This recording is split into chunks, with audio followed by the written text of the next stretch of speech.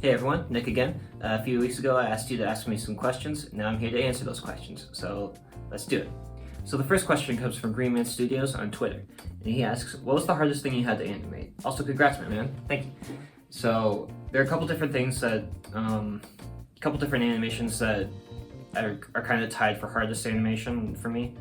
The first one was probably Illuminated Abby because of time constraints, the amount of VFX work that went into it.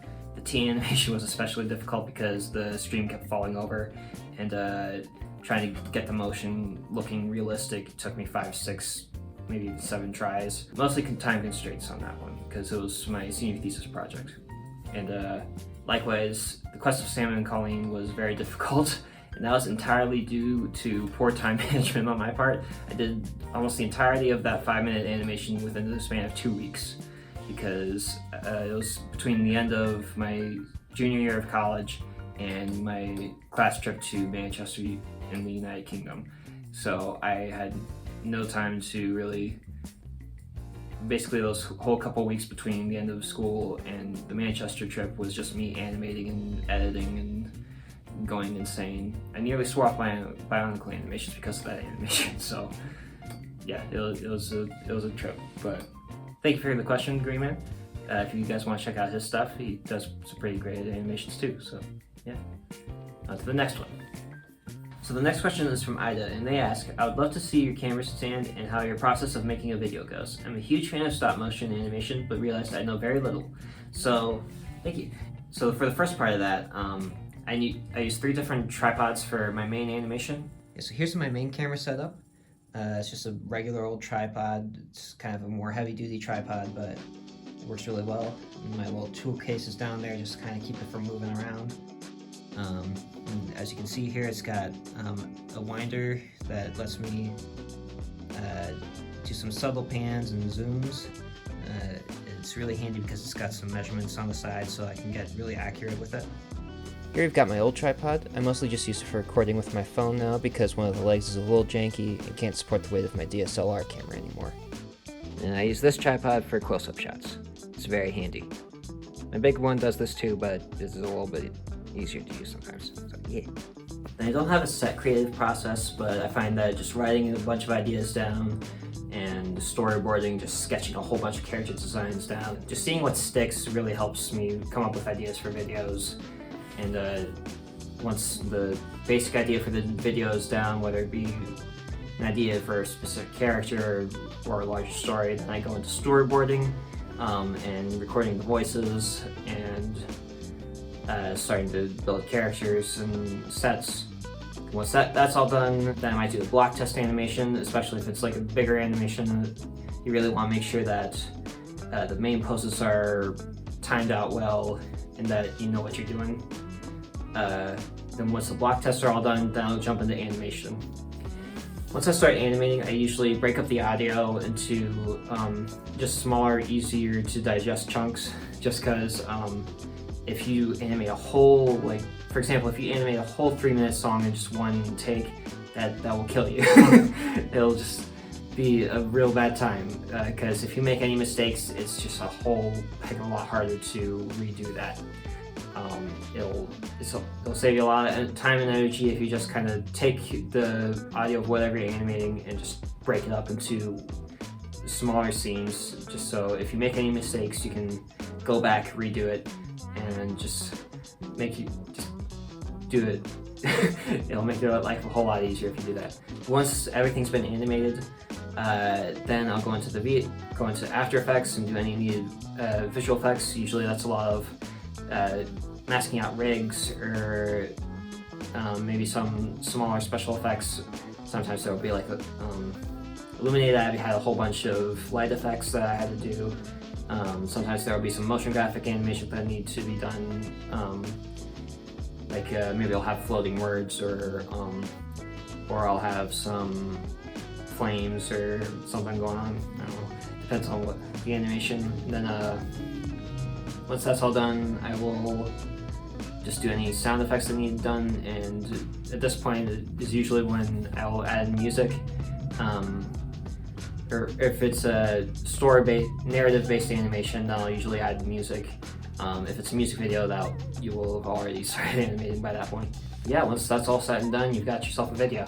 And if you're doing a smaller Bionicle animation or just a fun little thing, you can normally skip a few of those steps, but I find if you just storyboard and then do test animations and just really play around with just throwing ideas at the wall to see what sticks, that usually helps me come up with ideas and all that good stuff. So I hope I answered your question in that spiel, but yeah, thank you for asking. Alright, so Bionicle Forge Studios asks, he starts with, congratulations, your creativity and animation deserves the attention, thank you. I'd be curious, unless you've already done this, about how you go about the creative process of making your characters in regards to concept, design, and then building them.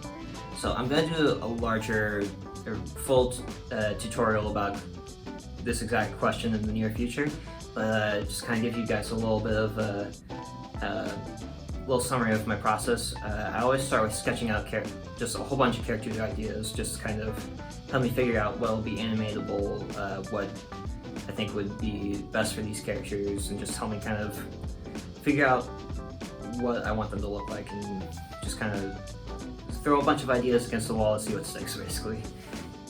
Once that's all done, I'll do a quick sketch of their inner armature or skeleton, and see which parts will need bones, and which parts may need a tie-down system or a place to connect the rig to. And once that's done, I'll make a little armature.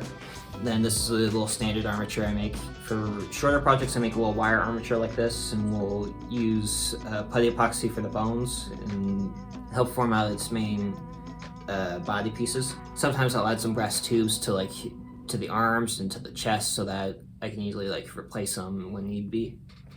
And then a lot of times I use ball and socket armatures just because it's a little bit easier to replace pieces when they're broken and they just last a lot longer. They're a lot more pricey, but I think they're worth it when you're more experienced. But for the most part, if you're just starting out, make one of these guys because they're easy to do. Once that's done, I'll build up the character with foam rubber, and then if I haven't already, I'll make the hands. I'll do this by twisting the wire up, and if I'm using a ball and socket armature, I'll just make it to about here, and then I'll make the palm with putty epoxy. Once the main hand's all done, usually I'll cover it with liquid latex and just layer it up until it looks relatively like a hand. Usually gives it my my little goblin-y look, which I've grown to love. But sometimes I'll use Suguru. I don't recommend it because it doesn't grip things well, but it does really nice hand movements. Then sometimes I'll just use clay, but if I do that, I won't add fingers to it. I'll just kind of have the little palm bit, because you can just sculpt the fingers and it usually holds its position really well that way. Once that's all done, I'll start sewing the clothes, and I don't have a good way of teaching people that, so I just kind of measure out what I need, and a little bit of guesstimation, and try to match as close to my design as possible. Then usually I use some kind of thin leather or faux leather for the boots or shoes, just because it's easy to do. Then I'll sculpt the head. To do that, I'll make a little brass, cut a little brass tube, and then cover that in tin foil, and then cover that in clay. This just helps me save clay a little bit, and I use Sculpey for the most part, just because I can make it hard, and it saves a lot of heartache by not having to resculpt the head every time I move it, so I recommend that for the most part. But first I'll just do the nose, and then kind of simultaneously do the brow, and then once that's all done, I'll put a couple of white pieces of clay on for eyes, then sculpt the ears. And once that's all done, I'll make the hair. And there are a number of different ways I do that. Sometimes I just use paper clay that I've painted and let dry. Sometimes I'll do paper clay that has paper on top of it, and then that's how I got the hair for Abby and a whole bunch of my other puppet characters. And sometimes I just do the hard thing and do thin things of aluminum wire and wrapped up in hair. That is a hard process, but it looks really cool and gives it a nice dreadlocky, curly look. So it takes a lot longer to do that, but it's worth it in the end. It's cheat a little bit. Sometimes I just do like one long braid of hair, and we'll just use one wire and then wrap up the paper around that. Makes it look like a much longer thing of hair and saves me a lot of time. And with all that done, you've got yourself a stop motion character. Yeah, so that's just kind of a quick summary of my process. Sketch them out, make an armature, then build up from there. So, hope that helps a little bit, but if you want some more in-depth tutorials, I linked a couple in the little eye icon in one of the corners up here, and you can check those out. And I'll make a proper tutorial in the near future here, so thank you. So the next question comes from Animator Studios, and he asks, "Congratulations, I'm so excited for you. What was your first Bionicle set, and how do you think it affected the creation of this channel? Also, may I have a shout out? Thanks." And to start off, yes, you can have a shout out. He does some pretty great work, so check out Animator X Studios. But to answer your question, my first Bionicle set, if you count it, was one of the Tohunga from McDonald's. Just those little Mctoran dudes that everyone loves. And yeah, but official sets, I think, was the Nui-Rama. Those were a lot of fun. I don't know if the Nui-Rama ever affected, I don't know if they affected the creation of this channel directly, maybe subconsciously, just because I love their designs, and they may have influenced the original couple designs of the Bronze Dragon. But the Mctoran or Tohunga, whatever you want to call them, they were instrumental in forming this channel, I think, because obviously one of my channel's oldest mascots is Larry the Mctoran. He was just a mishmash of a bunch of my older Bionicle pieces, and was one of the first characters I started animating with when I first started. But honestly, if it wasn't for Bionicle, this channel wouldn't exist, because when I first started animating, I was just looking for another creative, just kind of another outlet for creativity, because I was writing at the time, but I was getting burnt out with writing books at the time, and I just needed something that was different. So I wanted to make YouTube videos, and I thought about doing video game content, but I didn't have the means to do it. Didn't have a good way of recording screens, so that was out. I didn't want to show my face and do vlogs because everyone was doing that. But I had a whole bunch of old Bionicles laying around, and a flip camera that I stole from my family. And I just was like, I'll make something kind of like Wallace and Gromit, but with Bionicles. Because I had a whole bunch just kind of laying around, and they were just collecting dust. So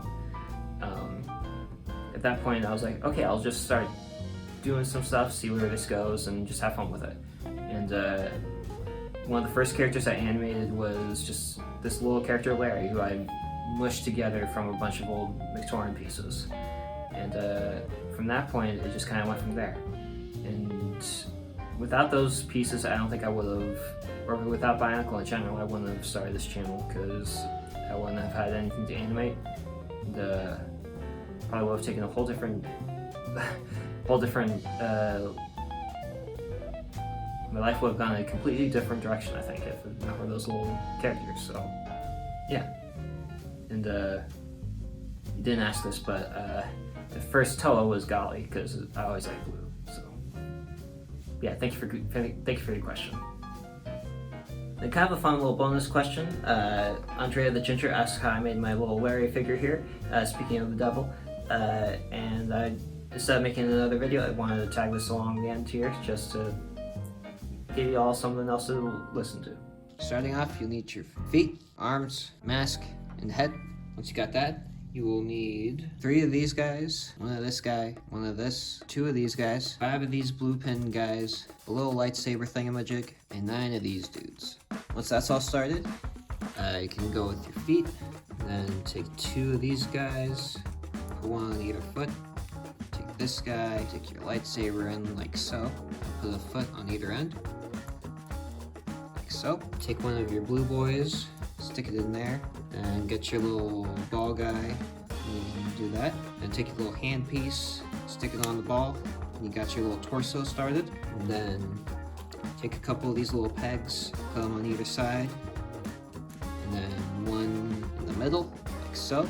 Then start making one of the arms. So first, take another one of these hinge pieces, stick it in like that, a little blue feller, another hinge, another blue, another hinge. Then you got the main bit of arm. And then next part's up to you. You can either stick the last pin in like that, or like that, depending on how you want the arm to go. I usually kind of like putting it on the bottom. You can put it in like that. And take your non-disc throwing arm, stick it in, and there you go. You got one side. Now do the exact same thing on the other end. Alright, now you got both arms in. This is very poseable. Now you just stick on the head and put on your mask of choice. Then you've got a little poseable fellow. Thanks for watching.